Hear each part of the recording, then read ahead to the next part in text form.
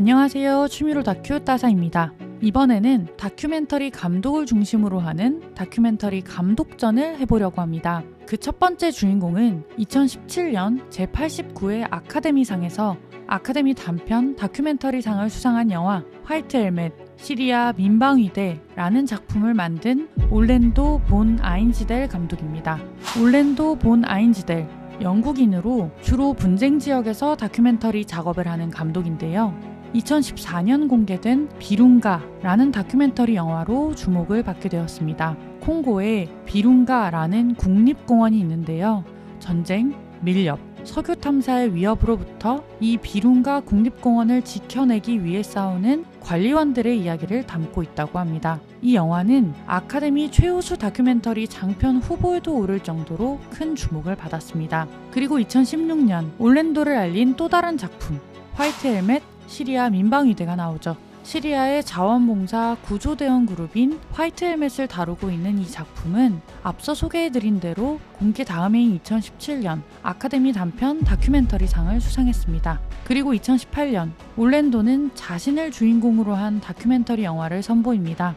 바로 이블린인데요. 13년 전 자살로 세상을 떠난 동생 이블린을 기억하기 위해 올랜도를 비롯한 가족들이 여정을 떠나는 내용입니다. 이 영화 또한 큰 주목을 받으며 2018년 영국 독립영화상 BIFA에서 최우수 다큐멘터리상을 수상했습니다. 올랜도 감독전에서 가장 먼저 다뤄볼 영화는 바로 이 이블린입니다. 이 영화는 평론가들 사이에서 자살을 생각하고 있는 사람들의 생명을 구할 만큼 강력한 작품이라고 평가되기도 했는데요. 이 영화가 이블린이라는 한 소년의 자살 이후 남겨진 가족, 친구들이 이를 이해하고 나아가려고 애쓰는 모습을 생생하게 담고 있기 때문입니다. 이블린은 네 남매 중 둘째였는데요. 그에게는 형 올랜도, 여동생 그웬이, 남동생 로빈이 있었습니다. 영화는 남겨진 세 남매가 걷는 것을 좋아했던 이블린을 기억하며 이블린이 살아있을 때 좋아했던 곳들을 찾아가는 5주간의 영국 횡단 여정을 담고 있어요. 여정마다 어머니가, 아버지가, 또 친구들이 함께하며 오래도록 직면하지 않고 묻어뒀던 이블린의 이야기를 꺼내서 나누고 함께 극복해 나가려고 하죠. 오랜 시간 이블린에 대한 이야기를 하지 않고 살아왔던 세 남매, 동생 그웬이와 로빈은 이번 여행이 이블린을 이해하고 함께 치유해 나갈 수 있는 기회라고 생각하는데요. 하지만 첫째 올랜도는 오래도록 그래온 것처럼 이블린의 문제를 직면하지 않습니다. 올랜도는 여정 내내 주로 이블린에 대해 묻고 듣기만 할 뿐 정작 자신은 아무런 말도 하지 않죠. I mean, this is good for all of us, but I think it's especially good for Robin. Why is it? Because you think he? I would actually just say speak for yourself, actually, Orlando. Robin's actually I think Robin's remarkably articulate about his emotions. If you ask him about it, he doesn't share them. 이블린이 죽은 후 우는 모습 한번 보이지 않던 올랜도. 그웬이는 감정을 완벽하게 차단하고 그저 동생들을 챙기기에 바쁜 오빠를 보며 그의 마음을 열고 싶어 합니다.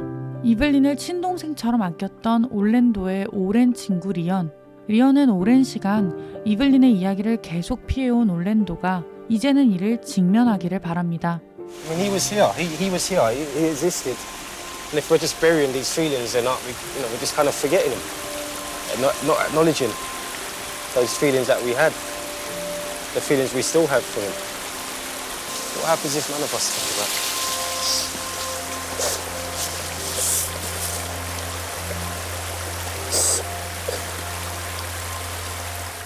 계속해서 질문 뒤로 숨던 올랜도는 여정이 끝나갈 무렵 자신의 고통을 마주하죠.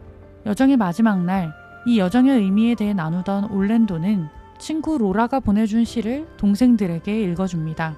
그리고 동생들 앞에서 한 번도 보이지 않던 눈물을 보이죠.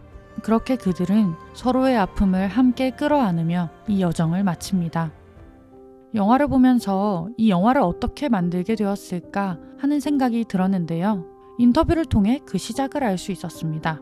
올랜도 감독은 조안나라는 프로듀서와 함께 오래도록 작업해왔는데요.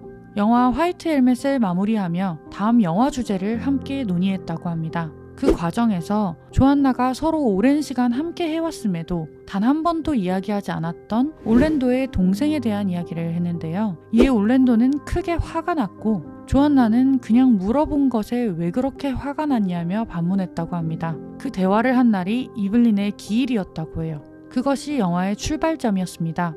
올랜도는 가족들이 이 프로젝트를 거부할 것이라고 생각했는데요. 오히려 가족들은 이블린에 대한 대화를 기다리고 있었던 것처럼 보였다고 하죠. 그렇게 만들게 된 영화 이블린. 처음에 올랜도는 자신이 카메라를 들고 걷는 것으로 생각했는데요. 이것이 자신이 카메라 뒤로 숨는 것임을 깨닫고 카메라 앞에 서기로 결심합니다. 영화를 보다 보면 어떻게 카메라 앞에서 저렇게 자연스럽지? 하는 생각도 드는데요. 촬영 감독 프랭클린 다우의 이야기를 들어보면 카메라를 백팩 안에 넣는 방식으로 세팅했다고 합니다. 그렇게 하니 촬영 감독은 오래도록 걸으며 촬영이 가능하고 출연자들은 카메라가 눈앞에 보이지 않으니 카메라 자체를 어느 순간 잊게 되었다고 하죠. 그 덕분에 솔직하고 자연스러운 모습이 영화에 많이 담기게 된 것 같습니다. 여정을 마치고 돌아온 올랜도는 이블린의 유서를 읽습니다. 유서를 통해 올랜도는 이블린이 당시 삶의 끝자락에 있었다는 것을 느끼죠. 그리고 자신의 고통스러운 마음을 토해냅니다. 이 영화의 마지막은 영화 내내 느껴지는 슬픈 사실, 결국 그들이 평생 이 고통에서 벗어날 수 없을 거라는 사실과 그럼에도 남겨진 이들이 서로를 위로하고 떠나간 이를 그리워하며 그냥 그렇게 그들의 인생을 살아갈 것임을 보여줍니다. 그렇게 영화가 끝나고 이블린의 사진과 함께 나오는 자막.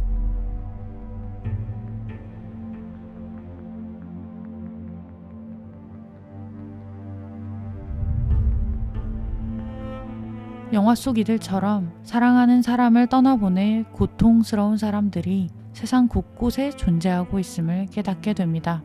사실 이 영화를 보고 무언가를 쉽게 말하기는 어렵습니다. 경험해보지 못한 아픔에 함부로 공감이나 위로를 하기는 어려우니까요. 그저 이 영화를 통해 이별에 대해, 직면하는 것에 대해, 서로가 함께하는 것에 대해 각자가 느낄 수 있는 부분들이 있을 거라고 생각합니다. 저는 올랜도의 곁에서 그가 고통을 외면하는 모습을 지켜보고 또 그가 직면할 수 있게 돕는 리언을 보며 기다림과 동행에 대해 생각했는데요. 아파도 직면해야 하고 함께 꺼내어 나누어야 나아진다는 것을 느끼면서도 그저 묵묵히 올랜도를 존중하고 기다려준 리언을 보며 나는 누군가를 이렇게 기다려주고 있나 하는 생각을 하게 되었어요. 누군가의 직면을 기다리는 것, 누군가에게 직면을 요구하는 것, 그리고 그 아픔을 함께 직면하는 것. 결국 이 영화에서 보여주는 것은 떠나간 이의 자리에 함께 남아있는 사람들이었습니다. 나 혼자 고통스러운 것이 아니라 함께 아픔을 나눌 수 있는 사람들이 있다는 것. 그것이 그들이 살아나갈 수 있게 만드는 게 아닐까. 2023년 기준 우리나라에서는 하루 평균 38.3명이 스스로 목숨을 끊는다고 합니다. 그리고 자살 유가족은 일반인에 비해 자살 위험이 8.3배 높다고 하죠. 가슴 아픈 이별이 많은 세상에서 누군가를 기다려주고 동행하는 것에 대해 생각해보게 만드는 영화. 오늘의 다큐멘터리 영화 이블린이었습니다. 이블린은 넷플릭스에서 보실 수 있습니다. 오늘의 영상이 도움이 되셨다면 좋아요와 구독을 부탁드립니다. 다음번에도 좋은 다큐, 흥미로운 인물들과 함께 돌아오겠습니다.